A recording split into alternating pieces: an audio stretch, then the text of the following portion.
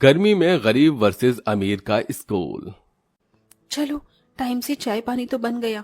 दिनेश जी चाय लीजिए। हाँ, लाओ दो। ये क्या करुणा, आज फिर लाल चाय बनाई है? दूध नहीं था क्या? जी दूध तो था, लेकिन गर्मी से पूरा का पूरा आधा किलो का दूध फट गया। सुनिए, आपने पारस और पूजा के स्कूल के बारे में क्या सोचा है? मुझे थोड़ा सा टाइम दो करुणा, इस साल दोनों को स्कूल में दाखिला दिला देंगे। जी अच्छा, मैं माँ जी को चाय दे के आती हूँ। अपने दोनों बेटे बेटी के भविष्य की चिंता भरे दिल से गरीब बहू करुणा चाय लेके बाहर आती है, जहां बूढ़ी सास श्यामा आंगन में बैठी पंखा डुला रही थी। ओहो हो, इस गर्मी ने तो दुखी कर दिया है। घर के भीतर से तवे की तरह तप रहा है और बाहर भी एक पत्ता भी नहीं हिल डुल रहा। माँ जी ये लीजिए चाय। चाय की तरफ तो देखने का भी मन नहीं हो रहा बहू।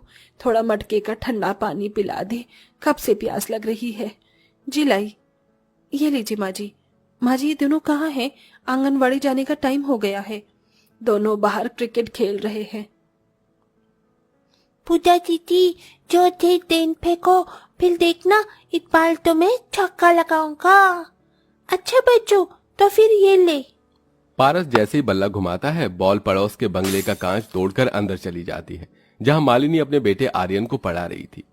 2 1 जा 2, 2 2 जा 4, 2 1 जा 2, 2 2 जा 4।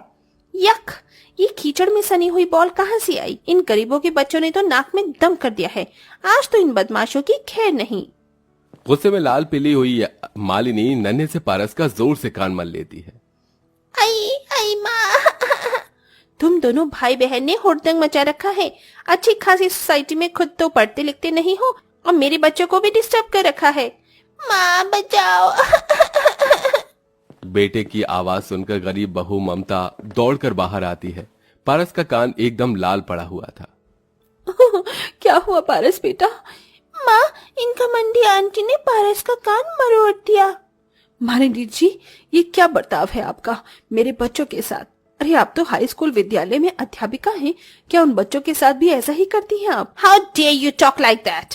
मैं जिस हाई स्कूल में पढ़ाती हूँ वहाँ सब बच्चे बड़ी फैमिली से आते हैं, जिनका स्टेटस है। तुम्हारे लुच्चे लफंगे बच्चों की तरह आवारागर्दी नहीं करते हैं। मालिनी अपने पैसे, अमीरी और टीचर होने की पोस्ट का घमंड दिखाकर चली जाती है, क्योंकि करुणा की पारिवारिक स्थिति खास अच्छी भली नहीं थी। जबकि मालिनी का इकलौता बेटा था, जिसे वो बड़े प्राइवेट स्कूल में पढ़ा रही थी। उसकी महीने भर की फीस ही 50,000 थी, जबकि गरीब दिनेश के दिन की कमाई 200 और 300 रुपए थी, जिसमें खाना पीना करना ही भारी था। अपनी गरीब हैसियत के हिसाब से करुणा और दिनेश दोनों को सरकारी स्कूल में अपने बच्चे का दाखिला दिलाना पड़ता है। गर्मी के मौसम के लिए वहां कोई भी सहूलियत नहीं थी। कक्षाओं के नाम पर एक ही टीन की छप्पर थी, जिसमें सभी गरीब बच्चे जलती हुई जमीन में बैठते हैं। करुणा जी, आपके दोनों बच्चों का नाम लिख गया है, कल से ये स्कूल आ सकते हैं। पर करुणा के मन में स्कूल की बुरी दशा को देखते हुए प्रश्न उठ रहा था। मास्टरनी जी, ये जगह तो कितनी गर्म है और गर्मी इतनी ज्यादा, बच्चे कैसे बैठेंगे? कोई पंखा भी नहीं लगा है यहाँ तो। ये सुनकर टीचर कविता बड़े ही कड़वे बर्ताव से बोलती है। ओह मैडम, ये ना सरकारी स्कूल है, यहाँ तो इतना ही मिलेगा। बच्चे पढ़ाने हैं तो पढ़ाओ, वरना लेके जाओ। करुणा डबडबाई आंखों से अपने बच्चों के सिर को सहलाकर बोली। बच्चों मन लगाकर पढ़ना, ठीक है? हाँ माँ, हम मन लगा के पढ़ेंगे। पूजा और पारस गरीब बच्चों की टोली में बैठकर पढ़ने लगे, लेकिन लगभग थोड़ी देर में वो पसीने पसीने हो गए। सरकारी स्कूल से एकदम सटा हुआ ही प्राइवेट स्कूल भी था, जिनके क्लासरूम में इंपोर्टेड एसी लगे हुए थे, जहां बड़े बड़े बेंचेस पर एक एक बच्चा मजे में बैठा था। सामने एलईडी ब्लैक बोर्ड लगा था, जिस पर टीचर कालरा मैडम बड़े आराम से पढ़ा रही थी। सभी स्टूडेंट्स को ये वाला समझ आ गया? Yes miss, very good. Palak, अब सेकंड पीरियड गेम्स का है और थर्ड पीरियड स्विमिंग का होगा। सब अच्छी लाइन बना के चलेंगे। फिर प्राइवेट स्कूल के सारे बच्चे स्विमिंग पूल में छपाक छपाक कर नहाते हैं, जबकि गरीब के बच्चों के शरीर से टप टप पसीना बह रहा था। अमीरी गरीबी के भेद किसी हिस्से में नहीं छोड़ता, फिर चाहे दफ्तर हो, अस्पताल हो या फिर स्कूल ही क्यों ना हो। इसी तरह से दिन गुजरने लगते हैं, जिसके साथ गजब की गर्मी पड़ने लगती है। मौसम का पारा 45 डिग्री तक पार कर जाता है। मामा जी, सरकारी स्कूल में नहीं जाना, वहाँ बहुत गर्मी लगती है। पंखा भी नहीं चलता और पानी की टंकी भी टूटी हुई है, पानी भी नहीं आता। बहू, बेचारे मेरे पोते का मन नहीं तो मत भेज। माँ जी, दोनों बच्चों के भविष्य का सवाल है। पारस बेटा, तुझे तो बड़ा आदमी बनना है, तो स्कूल जाना होगा। पढ़ेगा लिखेगा तभी तो बाबू साहब बनेगा। बच्चे का मन एकदम भोला और कांच के दर्पण की तरह होता है, जिसे टूटने में वक्त नहीं लगता। जैसे तैसे करुणा दोनों को तैयार कर देती है। ये लो, मैंने तुम दोनों की बोतल में मटके का ठंडा पानी भर दिया है, इसे पी लेना। दोनों तपती धूप में पैदल पैदल स्कूल में जाने लगते हैं। उनके आगे से अमीर स्कूल वाले बच्चों की बस गुजरती है, जिसमें से आर्यन और पलक उन्हें चिढ़ाते हैं। ये देखो देखो देखो, सरकारी स्कूल वाले गरीब बच्चे। ओ, उई, उई, उई, उई, उई। पूजा दीदी, ये बच्चे कितने गंदे बच्चे हैं, हमारा मजाक उड़ाते। कोई बात नहीं पारस, तुम मत देख उनकी तरफ। चिलचिलाती धूप और शरीर को दहला देने वाली गर्मी ने बेचारे बच्चों के शरीर को झुलसा कर रख दिया था। सबके शरीर में फुंसी घमौरी निकल आती हैं। माँ, दीदी, मुझको गर्दन में चींटी काट रही है, बोतल का पानी भी खत्म हो गया है। पारस देख, मैडम जी की बोतल में ठंडा बर्फ वाला पानी है, मैं उनसे मांगती हूँ। मैडम जी, थोड़ा पानी दे दो, हमको प्यास लगी है, बस 2 घूंट ही पियेंगे। ये सुनकर टीचर कविता किलस कर पूजा को डांट देती है। अबे ओ लड़की, चल जाकर बैठ जा, समझी ना। प्यास के मारे दोनों भाई बहन का मुंह सूख गया था। पूजा ने कहा, पारस चल, छुपकर अमीरों वाले स्कूल में चलते हैं, वहाँ से ठंडा बर्फ वाला पानी भर कर लाएंगे। दोनों के संग में और भी कई गरीब बच्चे आंखों में अमीरियों का स्कूल देखने की आशा लिए गेट से घुस आते हैं।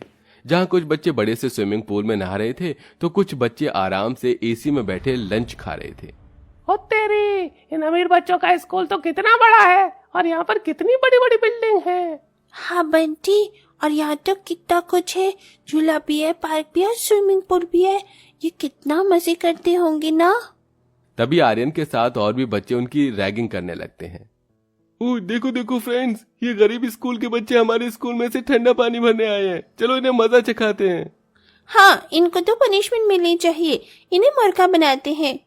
नहीं, हमें जाने दो, हमें जाने दो। पलक पूजा की चोटी खींचने लगती है और सब कड़ी धूप में मुर्गा बन जाते हैं। अमीर स्कूल के बच्चे उनके पीठ पर भारी बस्ता लाद देते हैं। पसीनों में लथपथ कमजोर पारस चक्कर खाकर गिर जाता है और घर लौटकर सबको लू लग जाने से तेज बुखार चढ़ जाता है। पारस, पूजा उठ जाओ, देखिए ना माँ जी, दोनों आंखें नहीं खोल रही, मेरा तो दिल बैठा जा रहा है। माँ, मुझको स्कूल नहीं जाना है। मेरा लाल, तुझे स्कूल नहीं भेजेंगे, अब उठ जा बेटा। धीरे धीरे दोनों की तबीयत सुधर जाती है, पर दोबारा से कड़ी धूप गर्मी में पड़ने की कठिनाई उन्हें उठानी पड़ रही थी। इधर एक दिन जब आर्यन स्कूल से घर आता है तो बंगला बंद होता है। मम्मी तो अब तक आ जाती हैं, कितनी तेज धूप हो रही है। थोड़ी देर तक तो थर्मस का पानी पी के वो रहता है, लेकिन चिलचिलाती धूप और जल रही थी। लू से वो बेहोश हो जाता है। हे भगवान, मालिनी मैडम जी का बच्चा तो बेहोश हो गया है, लगता है घर पे कोई नहीं है। करुणा उसे झोपड़ी में लाके बिस्तर पर लेटाकर पंखा करने लगती है। बहू देख, उसे होश आ गया। आर्यन तुम ठीक हो? रुको, मैं तुम्हें मटके का ठंडा पानी देती हूँ, ये लो। दरवाजे से खड़ी होकर मालिनी प्रेम जताते देखकर पछतावे भरे दिल से बोलती है, आर्यन, मेरा बच्चा तो ठीक तो है? हाँ mummy, I am okay. Aunty और पूजा पारस ने मेरी केयर की। करुणा, मुझे माफ कर दो, मैंने उस दिन तुम्हारे बच्चों के साथ कितना बुरा बर्ताव किया, और तुमने मेरी एब्सेंट में मेरे बच्चे को अपने बच्चे की तरह प्यार किया, ख्याल रखा। मालिनी जी, आप मेरी पड़ोसी हैं, एक पड़ोसी दूसरे पड़ोसी के काम नहीं आएगा तो कौन आएगा? तो फिर अब मुझे भी तुम्हारे काम आने दो, मैं तुम्हारे बच्चे को अमीर स्कूल में डाल दूंगी, और तुम्हें एहसान लगेगा, मगर मैं गरीब स्कूल को बनाकर इन दोनों के साथ हजारे बच्चों का भला तो कर सकती हूँ। उससे हर बच्चे का भविष्य सुधरेगा और उन्हें गर्मी में पसीना पसीना होके नहीं पढ़ना पड़ेगा। मालिनी अमीर स्कूल की हेड थी, उसके पास बहुत पैसा था, जिसे वो गरीब स्कूल में पक्के कमरे बनवाती है और पंखा भी लगवाती है, जिसके साथ वो रोज ही अपने बेटे के साथ करुणा के गरीब बच्चों को भी स्कूल छोड़ते हुए जाती, जिससे गरीब स्कूल पहले की तरह नहीं रह जाता है।